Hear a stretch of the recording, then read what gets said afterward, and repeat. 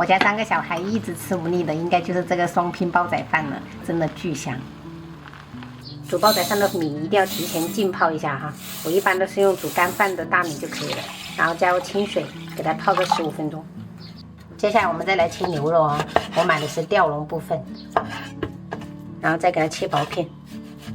吃煲仔饭我们比较喜欢吃2种味道的，就如果光是广式腊肠有点单一。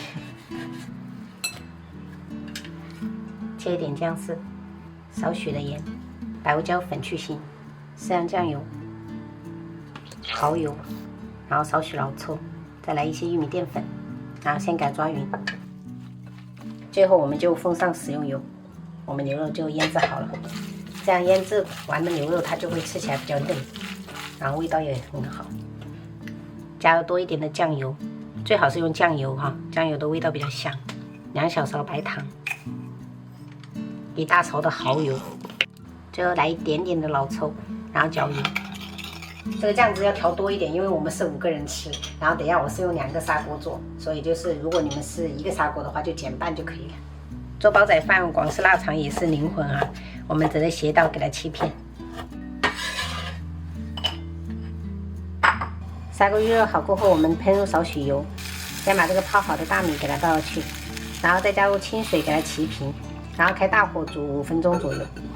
另外这个锅也是同样的操作哈，我们2边一起操作，等一下节省时间。好了，时间到了，我们就用筷子给它插一些小孔啊，让它方便透气。接下来我们就把这个腌制好的牛肉给它铺一铺哈，尽量给它铺开。再把这个腊肠给它铺一铺哈。铺好过后，我们继续盖上盖子。这个时候我们就保持小火哈，给它煮个3分钟。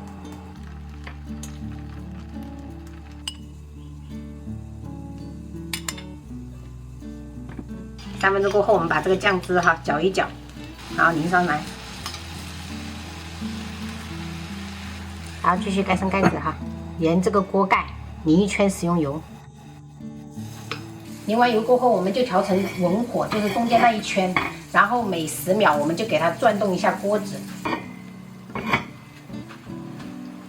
其实也就是这最后1分钟要给它顾好，就要给它揉一揉。最后我们就撒上葱花，就可以开吃了，朋友们。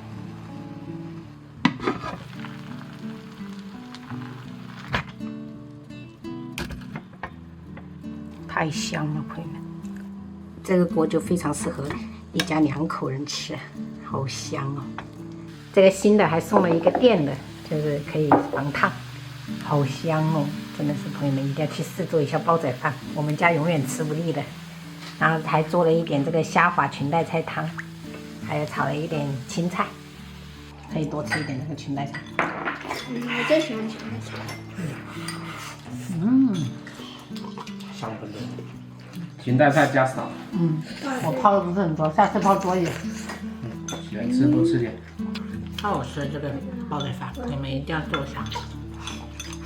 哪一个？想象我拿第4的。我知道有一个好方法，这个2锅我能吃2个，哈哈，玩。我是一起做的，所以操作很快。